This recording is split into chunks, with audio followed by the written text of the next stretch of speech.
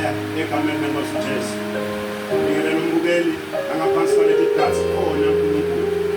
Naphela lesikhathi kusisesithandaze kafishane egameni lenkosi manje. Babe longcwele siyabonga. Sibonga Nkosi ukuthi ngaphansi kwesandla sakho Nkosi simusa. Sibonga Nkosi uNkulunkulu ngcwele Nkosi ukuthanda babe Nkosi lokungaka. Babe Nkosi uNkulunkulu ngcwele Nkosi ngaphansi kwaleli sikhathi Nkosi.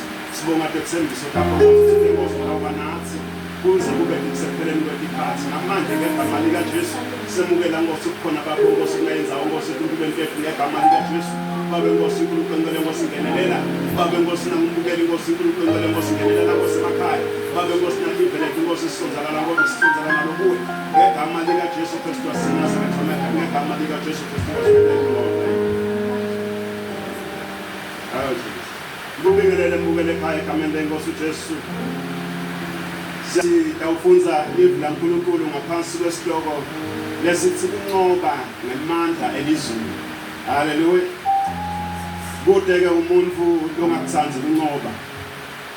Kunqoba kuvela lapho khona kunesimo noma kunekuhlaseleka noma kunembi lekhona lekudingakala ukuthi kube nemandla lathile lapha unqoba leyo mbi.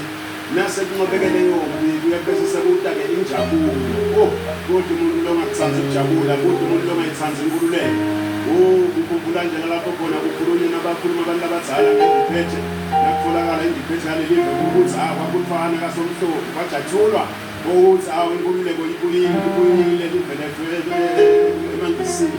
Kungabona nathi imihla nemalanga sathane uyafune ukuthi ke manje agode injabulo yethu agode kuphila kwethu agode impumelelo yethu. Kodwa uNkulunkulu ke manje siphile kuphile lokuphuthuma kungaJesu Kristu Nkosi. Nasiphe kunqoba naye. Siyambonga ke uNkulunkulu wezizwe zabantu ngicela ukuthi asifunzele livi laNkulunkulu encwadini kaIsaiah 7:14. Bazosifunzela ke encwadini yaMakhosi 2:6 kuya verse 7.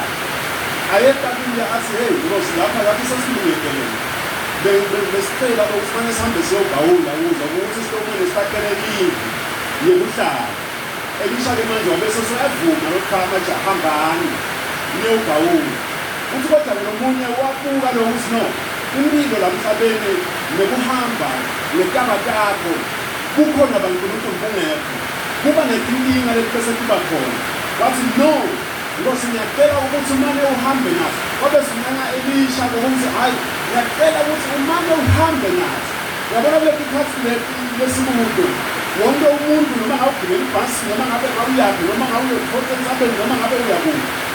Kukhona baNkulunkulu yena sholo ukuthi sibukhona.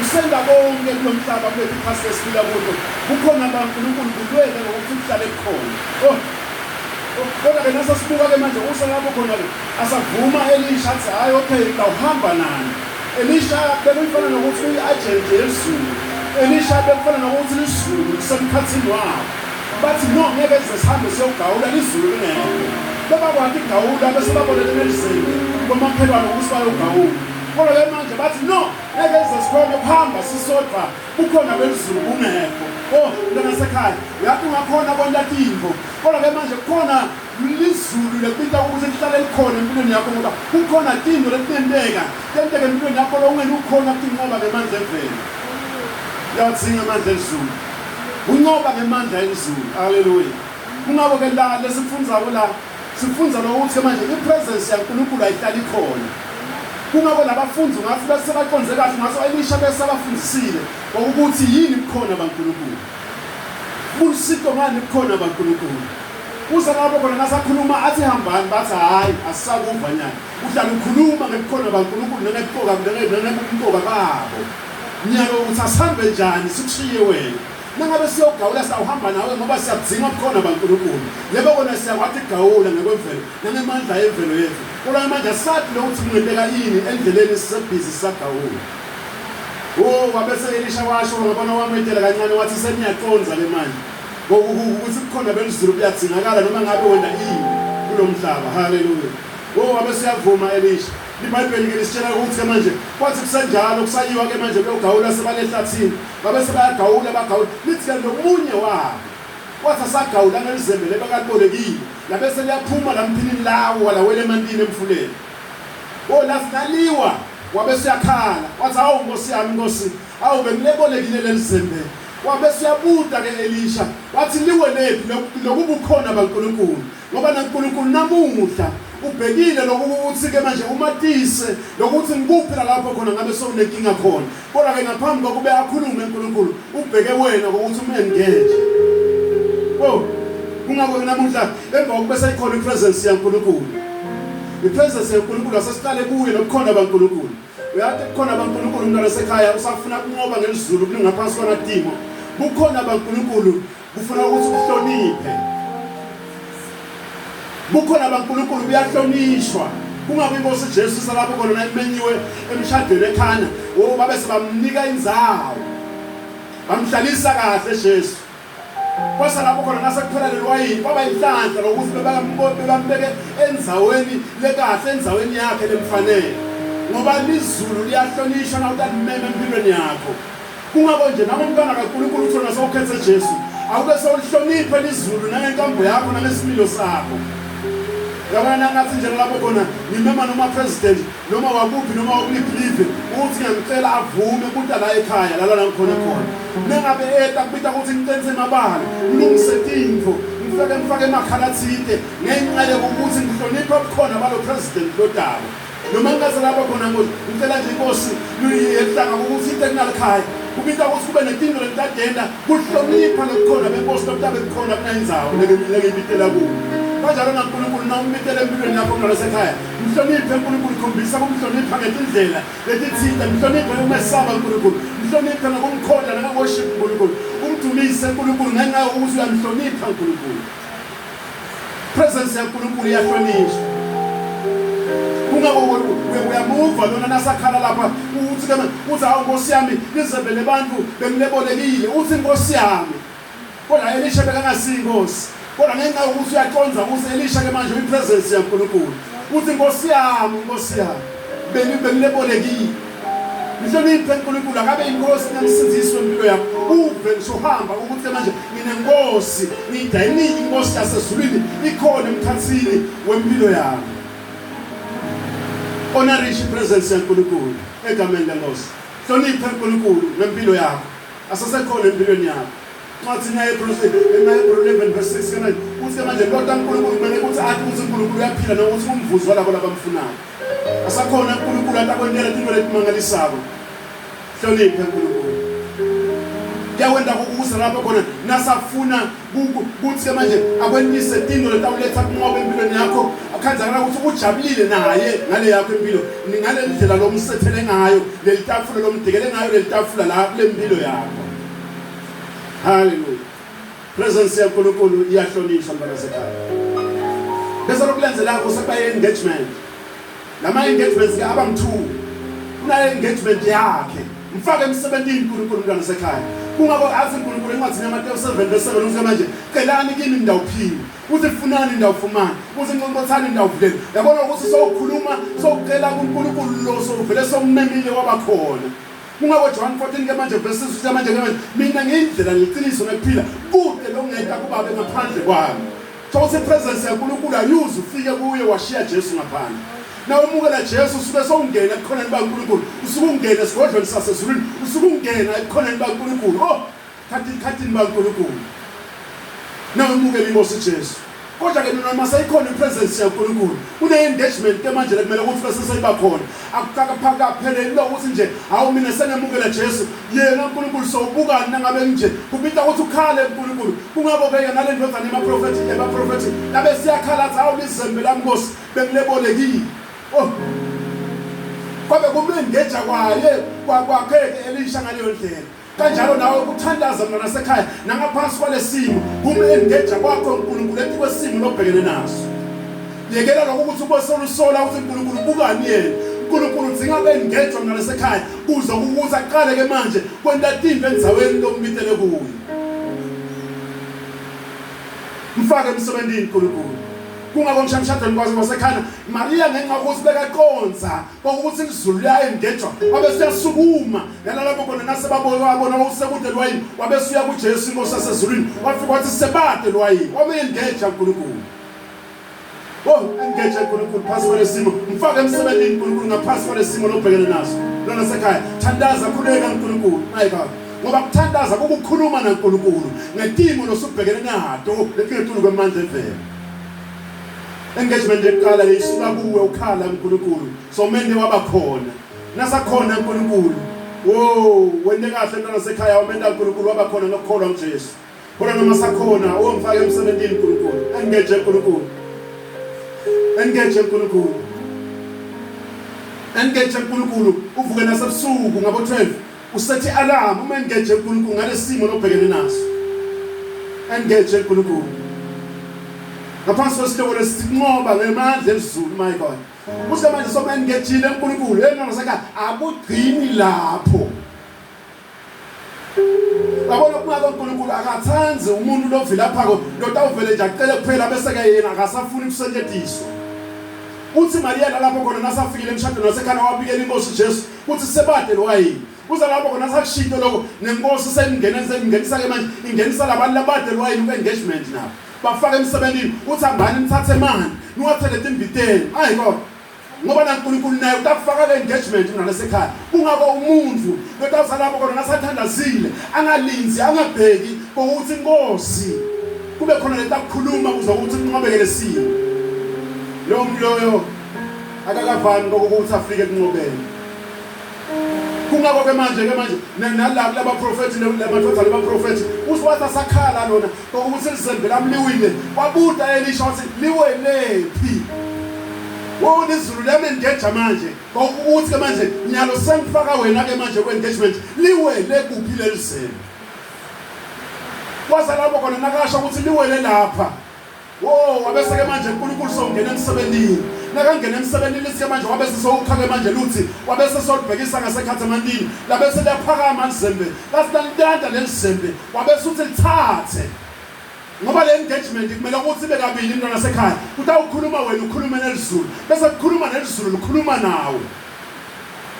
Ungabona namani lebekane likhoko waza lapho khona nakafika umprofeti waNkulunkulu yena belebheke ukuthi izulu livele libone bese lenta konke kodwa izulu labe selikhuluma ke manje yamengeza lathi hamba uyopila emfuleni iJordani kasikhombisa wathatha lada ke namani ngenxa ukuthi bekacabanga ukuthi izulu tamane lente lona yena angangeni indzawo kulenzaba Kodwa ngenxa yokuthi izulu alisebenzi kanjalo. Izulu litakusebenzisa noma usophelile inhlupheko. Uma ulivela uNkulunkulu sithi ngaqhubeka ngakhona noma ngisephelile inhlupheko. uNkulunkulu ngaphansi kwalesimo sobhekene netimo sokawusebenzisa wena uNkulunkulu.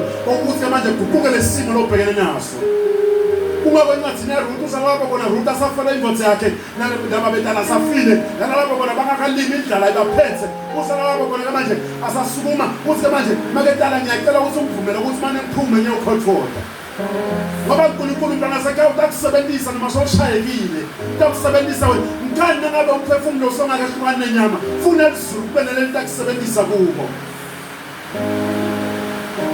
funa kubelele izulu litakusebenzisa kubo ukuthi guquke lesimo lobhekene naso kungaba ngaphansi kwaso sonke lesimo lesibhekene naso simo seCovid libandla naNkulunkulu uNkulunkulu uyalisebenzisa ubhekile ukuthi lisukume nalo noma lishayekile ufile kuNkulunkulu shayekile libandla ngakutemnotho kodwa ke manje uNkulunkulu utawuphinda futhi abheke lona libandla ukuthi alisukume lemengeje inza futhi lisukume lento litho lolithide bese kuvela kunqobe egameni lenkosi ngicela ukuthi wanake mntwana sekhaya lamagama lawo lama engagements lamabili ungaphokumele kwengage alizulu phokufaka izulu emsebenzini ungatifaki wena emsebenzini leli izulu lithi ngena kuwo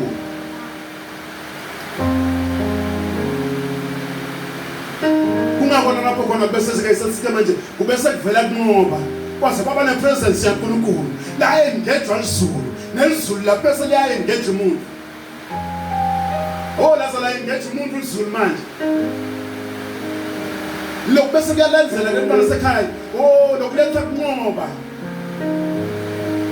obedience lokulalela compliance uvumela uNkulunkulu ukuthi kwendekele inthando yakhe shado nasekhana basalapha khona nabasukuma nabangaqonzi kahle ukuthi kuphelele wayini kodwa sekuthiwa sambe siyothela emanti kodwa kunqoba kwavela ngaleyo ndlela ngasekhaya kungabonakala ukuthi namuhla usalama uthandaza thandazele kuva ukuthi uNkulunkulu uthini ngaphansi kwanasimo thandazele kuva ukuthi izulu ke lona selithini so ukhalile wena walibikela izulu lona ke selithini nyalo ukuze ukuthi into ovela kunqoba na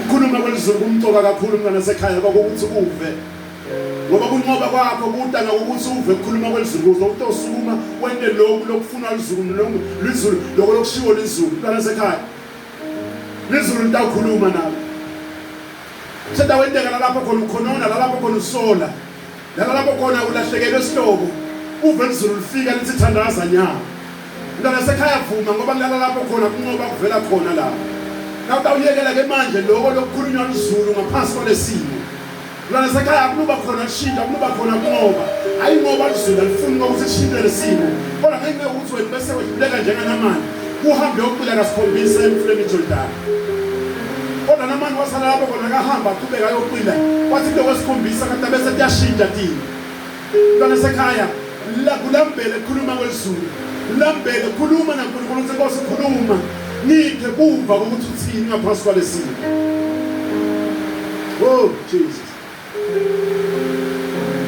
unqoba kudanga ukuthi uyamlalela yini uNkulunkulu kunabula takusho ngaphansi kwalesimo uyamlalela yini uNkulunkulu kunabula takusho ngaphansi kwalesimo lalela uNkulunkulu lalela uNkulunkulu ngaphansi kwalesimo khona uNkulunkulu latakhuluma yabona nesonke isikhathi umthandazo ufana neliqingo uyindlela yokukhuluma naNkulunkulu phinze ube indlela yokuthi uNkulunkulu akhulume nawe awunokukhuluma naNkulunkulu yena ngasho lokho thana ukukhuluma naNkulunkulu yabona le ndoda nebaprofeti lasala lapho khona nayikhuluma nayiqeda ukukhuluma athi hawu Nkosi yami lelizembe bengilebolekile seluyile bengilebolekile kube yasuka lapho khona yafaka into lamadlebeni ukuthi ingaseva lutho saligadza nje ukuthi lelizembe lingakaphakala my God kodwa ngenxa yokuthi babafundisiwe ngoba kumele ukuthi umntwana kaNkulunkulu indlela kaNkulunkulu lihluphe ngalo funze live kaNkulunkulu kuze ukuthi uqonda ukuthi uNkulunkulu sokhuluma naye naNkulunkulu utakwengeja usamengeja uNkulunkulu naye uNkulunkulu utakwengeja usamengeja uNkulunkulu naye futhi utakwengeja naze nabambana kuloko mntwana sekhaya tawendeka kunqoba Mntana sekhaya, uNkulunkulu uyafuna ukuthi uphumelele. Awukubukela lapho khona noma kuthandaza uNkulunkulu ukuthi ucela ke manje ukuthi avule ithuba lemisebenzi. Manje ukuthi awusebenze. Asuke uNkulunkulu abe nekukhuluma lokuthide. Asinoma ofarisha lokuthide. Ukwenza ukuthi wena awumuva nakakhuluma lokho. Noma ukwenza ukuthi noma somvile, manje somvile okusekuncane kakhulu njengana make lebeka sane kudla kwegcina ufuna kafika umprofeti kaNkulunkulu le presence yaNkulunkulu. Uthi ke manje ngicela ukuthi umnathise. Uthi nakahamba aya kuyomnathisa. Uthi ngicela ukuthi manje ungendele nje maqebele umani. Uthi manje hey mntwana kaNkulunkulu, ke manje sengisale nalokuncane. Nako nje sokuthi ngidle lomntwana wami sale sidla bese sesiyafa. Uthi ke hey hamba wendele mina kuqala. Usala lapho khona yabona ukuthi manje kube yena wapholo ukuthi abike lokuthi yena unenkinga sona kudla kwegcina. Kodwa wangenti lokhu lokushiwo ke manje uNkulunkulu njengoba sakhona sa present. Ubekutaba lenkinga mntwana sekhaya. Kodwa noma kwathatha kona lokugcina wabese usuyanikela. Wasakanikela tashinga phiko. uNkulunkulu wabe siyakhuluma. Wathi ke manje fly esitsheni ngeke azaphela. Emafutha ngeke azaphela. My God. Ungakolizulu mntwana sekhaya akengitando ngeja ngaphansi kwalesimo. Takufaka emsebenzini nawe ngemuva ukuthi ngishayekile manje. Kodwa takufaka emsebenzini ukuze ukuthi kuvele kushintshe empilweni yakho. Ungabona ukuthi wasukuma ashayekile, wasukuma ayokhothoka. Kanjalo uNkulunkulu ubhekile tabana lapha akukhuluma, lokuletha ishintsho ngaphansi kwalesimo lokubhekene naso. My God. Sesiyathandaza mntwana sekhaya kulesi sikhathi. Naka mntwana sekhaya, sithi kokuqala nawufuna ukuthi ubone amandla emzulu akungobela. Li-invite elizulu libe khona kuso sonke isinyathelo sempilo yakho. Presence yaNkulunkulu ihloniphe. Hloniphe elizulu nawe awufuna ukuthi likwendele lutho. Futhi nakabe elizulu selikhona engage elizulu emthandazweni. Faka emsebenzini elizulu emthandazweni. Phinde futhi unake ukuthi elizulu nalo litakufaka emsebenzini. Nalikufaka emsebenzini elizulu thambela kufaka elizulu emsebenzini wakho. Noma ungathawubona mntwana sekhaya lushintsho lwalesimo lobhekene naso. Lusime lapho mntwana sekhaya lulapho. Kungaba kulesi sikhathi lawucela ukuthi sithandaze ngala kaNkulunkulu ekhaya kuze ukuthi isimo sempilo yakho sishintshe. Ngegama likaJesu. Babe noyimali Nkosi siyabonga. Sibonga ukuthi wena Nkosi ngikubukele ekhaya. Nangumntwana wakho Nkosi ngaphansi kwalesi simo. Ngathi Nkosi nokumlahlekela. Ngathi isimo labhekene naso. Babe Nkosi ngimema Nkosi ukhona bakho Nkosi kulesasimo. Sembisile Joshua Nkosi wathi angesaba ngokuthi abanayo noma abekuphi la yakho. Babe Nkosi ukhona bakho Nkosi uNkulunkulu ngcwele. Siyabumema Nkosi kokube Nkosi kube khona Nkosi emakhaya. Nangumbukeli Nkosi ekhaya ngegama likaJesu. Nangumlaleli Nkosi ekhaya ngegama likaJesu. Babe Nkosi ngaphansi kwaso sonke isimo labhekene naso. Babe Nkosi ukhona bakho Nkosi ngiyabumema. Babe Nkosi kokube Nkosi behlele Nkosi uNkulunkulu Nkosi ngcwele. Ngegama likaJesu Kristu waseNazaretha. Babe Nkosi ngihambele Nkosi uNkulunkulu Nkosi ngikhulule. Nkosi ukhiphe isithathu sonke esibongosi semnyama. Babe Nkosi phetha umoya. Kodawuvimbela kokube Nkosi uNkulunkulu alalele lokulokhu amtshela Nkosi kulesimo. Babe kube Nkosi akwende kuze Nkosi lesimo sishintshe. Ngegama likaJesu Kristu waseNazaretha. Babe Nkosi susa wonke umoya. Kodawuvala Nkosi indlebe Nkosi yakomoya. Susa wonke umoya. Kodawuvala Nkosi amehlo Nkosi yakomoya. Ukuze Nkosi unqoba Nkosi kwambulwe. Kubonakaliswe Nkosi adumise Nkosi uNkulunkulu. Babe Nkosi ikhatheniswe Nkosi igama lakho. Ngegama likaJesu Kristu waseNazaretha. Ngenelela Nkosi umusa nothando. Babe Nkosi bonakaliswe ubukhulu bobukhosi bakho. Ngegama likaJesu Kristu waseNazaretha. Unqoba kwakho ngegama likaJesu Kristu waseNazaretha. God bless you in the name of Jesus. Amen.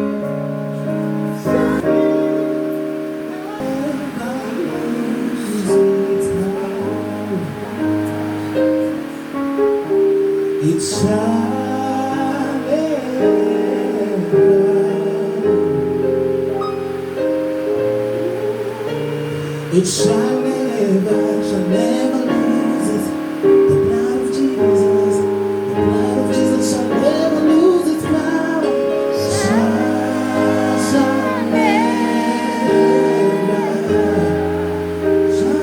lose its power, shall never lose its power. Oh, it shall